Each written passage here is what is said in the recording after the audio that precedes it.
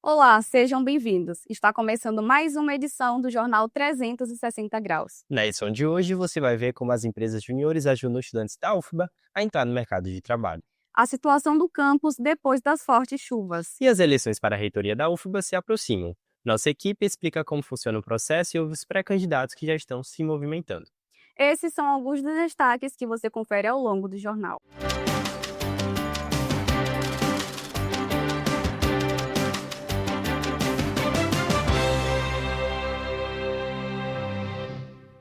Nas universidades brasileiras, o movimento Empresa Júnior funciona como porta de entrada para o mercado de trabalho.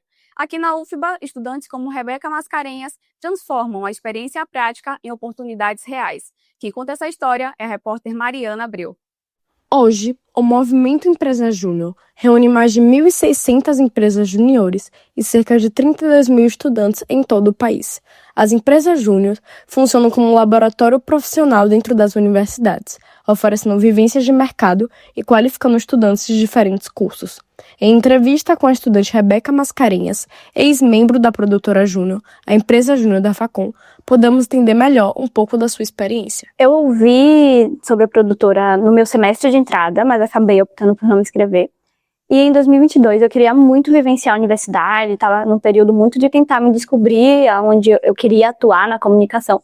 E aí me inscrevi na produtora Júnior. E durante essa etapa eu descobri que realmente é um universo muito maior do que uma UniQJ. Nós temos todo o movimento, uma confederação tanto regional, quanto estadual, quanto nacional, até mundial.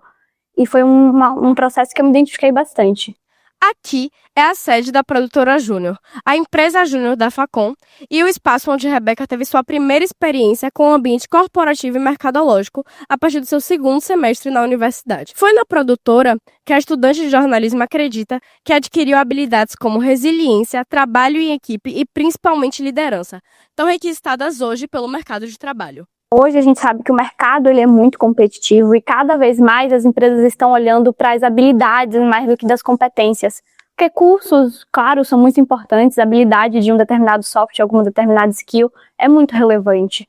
Mas isso é muito mais fácil para a empresa treinar. Enquanto habilidades relacionadas à resiliência, trabalho em equipe, liderança, que é algo que a gente aprende muito numa empresa júnior, é muito mais difícil de ensinar.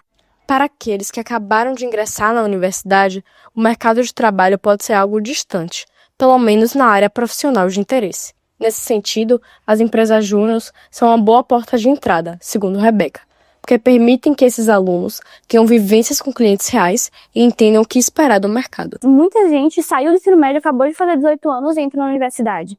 Então, ao ter contato com o cliente, a gente começa a entender a demanda do mercado e aonde a gente pode se aperfeiçoar ou não. E ajuda numa habilidade muito fundamental, que é saber negociar. Porque mesmo que a gente não vá trabalhar em um setor comercial, ou então não trabalhe com atendimento ao público, no mercado a gente vai precisar negociar, às vezes, prazo com a nossa liderança, às vezes vai precisar negociar um projeto, que para mim é muito importante, mas para o financeiro não é. Então, são habilidades que elas não se perdem, de fato não se perdem. Estagiando hoje em uma multinacional, Rebeca acredita que uma junção de fatores a levaram a chegar onde está atualmente. E a produtora foi muito importante durante todo esse processo. Foi fundamental para construir alguns aspectos relacionados à resiliência, a entender como eu posso também vender o meu trabalho, que é algo muito importante no mercado de trabalho, e também para ter cases para poder mostrar a minha forma de trabalhar. E além disso, o processo seletivo dentro de uma empresa júnior, pelo menos dentro da produtora, é dessa forma, a gente simula e estuda a forma que o mercado faz. Quando eu fui para a dinâmica da empresa da multinacional que hoje eu estagio, eu vi que foi um formato muito semelhante com o que a gente fez aqui dentro da produtora. Claro que você precisa se preparar, né? Então os conteúdos são diferentes, mas o formato ele é o mesmo. Então até nisso nos ajuda. Obrigada, Mariana. É muito bacana ver como a vivência em uma empresa júnior pode abrir caminhos e ainda perceber esse potencial sendo desenvolvido aqui dentro da nossa Facom. Salvador enfrentou fortes chuvas nos últimos dias e com isso o deslocamento ficou difícil em vários pontos da cidade. A repórter Bianca Rosário está ao vivo no campus de Ondina e traz as informações. Isso mesmo, Humberto. Após dias de chuva intensa, o clima abriu. Nos últimos dias, a cidade foi atingida por um temporal. Choveu mais que o esperado para todo o mês de novembro. Os efeitos da chuva foram sentidos por toda a cidade, com alagamentos, desabamentos, quedas de árvores e deslizamentos. Os estudantes da UFBA foram fortemente afetados pelo temporal, com alagamentos pelo campus ou nos bairros onde moram. Ficaram impossibilitados de chegar até as aulas. Aqui a gente está do lado da Biblioteca de Ondina, um dos locais mais críticos com a chuva. Aqui nessa região, normalmente faz uma poça grande, quase que uma piscina. A gente está colocando algumas imagens de arquivo para vocês verem.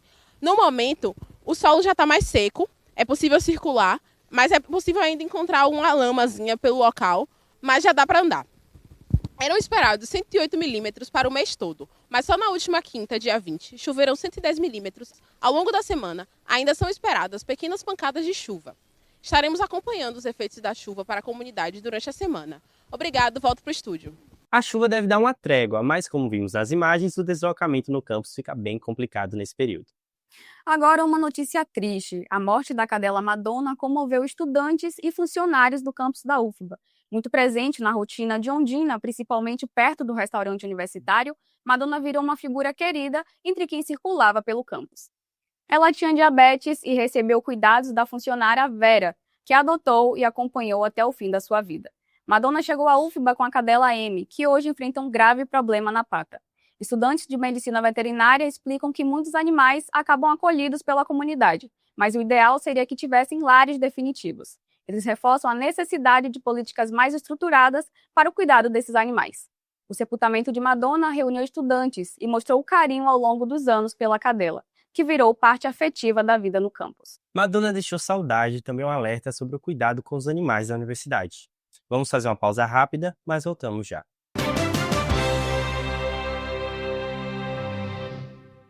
Já estamos de volta e agora a gente vai falar sobre as eleições para a reitoria da UFBA. Você sabe como funciona esse processo? O repórter Rony Oliveira ouviu os pré-candidatos e vai nos explicar o peso de cada voto. A reportagem você confere agora.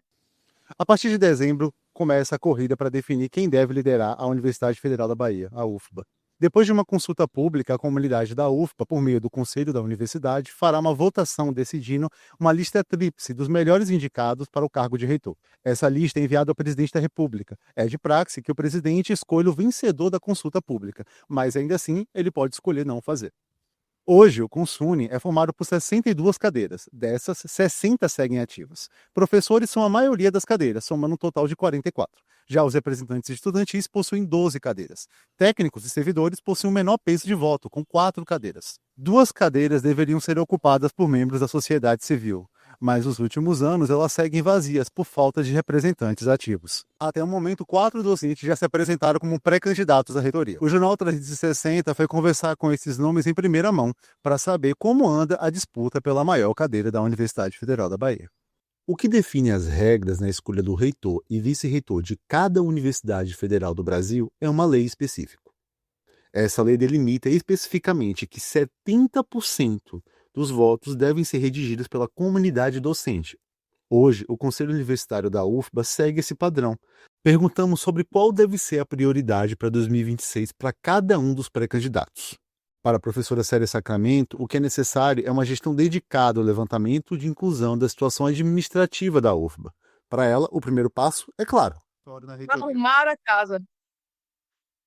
Fazer um diagnóstico da realidade física e operacional, auditando tudo e mostrando para a comunidade, olha gente, eu encontrei aqui.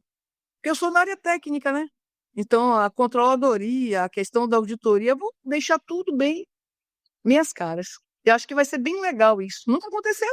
Já o professor Penido Filho, ele destaca um diálogo como eixo central de sua proposta. Nós vamos ser a gestão do diálogo, da participação social dentro e fora da universidade, da busca de estabelecer alianças com os diversos atores sociais e governamentais do mundo do trabalho para defender a instituição e torná-la cada vez mais viva, cada vez mais forte e com cada vez melhores condições de trabalho. Já o professor Fernando Conceição afirma que no primeiro ano de gestão será dedicado a enfrentar o que ele chama de uma desorganização interna de um mesmo grupo político. É fazer uma auditoria das últimas gestões, do descalabro que se tornou a Universidade Federal da Bahia. Nós temos uma série de prédios aqui que foram construídos e estão aí inviabilizados, condenados. Então é preciso, primeiro, arrumar a casa, saber para onde foram esses recursos, o que está acontecendo. Repare, esse vício de ficar o mesmo grupo no poder por ele estar no poder, faz com que essas coisas que eu não considero muito republicanas, né, permaneçam. Por meio de ligação com a equipe do Jornal 360, o ex-reitor da universidade, João Carlos Salles, afirmou que a prioridade é fortalecer o caráter coletivo da gestão. Reitor sozinho não faz verão, não ajuda sequer a passar a chuva. É do nosso estilo de gestão. Estimular atividades coletivas e fazer da universidade um lugar de reflexão e debate. Creio que podem contar com essa urdidura e com o exercício de uma escuta, sempre difícil e cada vez mais necessária. O que está em jogo é uma das maiores universidades do país e um polo de pesquisa e ensino na região Nordeste. E as eleições podem mudar tudo. Obrigada, Rony. As eleições continuam movimentando a UFBA e levantando debates sobre a representatividade estudantil. E a gente vai seguir acompanhando aqui, né, Humberto? É isso mesmo, Denali. Agora, mudando de assunto, no fim de ano, cada religião marca a passagem de um jeito, com rituais, orações, costumes e significados diferentes. A repórter Bianca Rosário foi até o campus ouvir os estudantes sobre suas vivências nesse momento e o que cada prática representa. Agora estamos aqui, próximo ao RU de Ondina, para sabermos como a comunidade acadêmica celebra as festas de final de ano dentro de cada religião. Então, no dia 8 de dezembro, pelo menos as escolas japonesas comemoram a iluminação do Buda. Então, é um período muito importante para a gente, esse início de dezembro, especificamente, mas também o final do ano, o ano novo. Nos templos mais tradicionais, acontece durante o último dia do ano, acontece de ter 108 badaladas pelo dia. Então as pessoas fazem sorteios para ver quem vai fazer cada uma das badaladas. E aí sempre tem bastante festa, sempre tem fogo de artifício. É muito bonito. É muito bonito. A gente acredita que é uma época importante, né? As épocas que estão relacionadas entre o fim e o começo das coisas, um começo de um novo ciclo, traz uma nova oportunidade e a capacidade de mudança, né? A gente acredita nisso. O Natal eu passo mais com a minha família. Então, mesmo que eu não tenha religião, eu gosto do Natal ter algo familioso, né? Com a família. Mas o Ano Novo é festa. Então, eu pulo onda, eu faço 1000 pedidos para várias coisas diferentes. Só que eu não tenho uma religião fixa, né? Então, não tenho vínculo com religião. Geralmente é feito entre família, né? O final de ano é o que? É comemoração, é o que? É uma passagem de ano, então a gente sempre espera que venha coisas melhores, né? Como lá no terreiro todo mundo é da mesma família, então acaba juntando tanto a reunião das pessoas do terreiro e das pessoas da própria família. E aí a gente se reúne e é um Natal comum, assim, e a festa de Ano Novo também. E aí no Ano Novo, geralmente, a gente vai pra praia, aí vê os fogos e é isso. No Ano Novo, geralmente, a gente sempre comemora na igreja. A gente comemora, assim, a virada do ano, mas, tipo assim, é algo, assim, mais cristocêntrico, mais voltado pra Cristo, né? E uma tentativa de, tipo assim, de fazer com que o próximo ano a gente permaneça caminhando, enfim, é uma coisa mais cristocêntrica mesmo. O Natal, a gente tem algumas visões,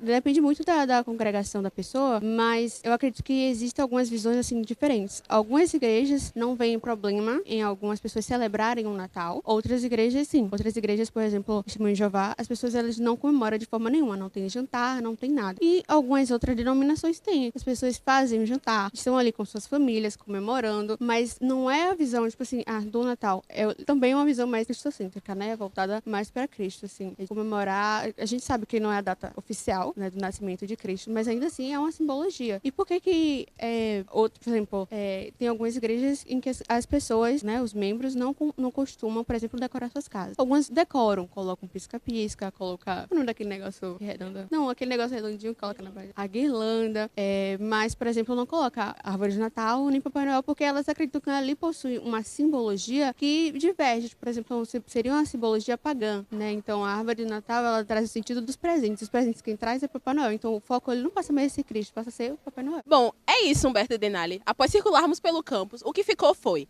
seja ateu, crente, budista ou até candomblessista. No final, as festas de final de ano são uma grande celebração.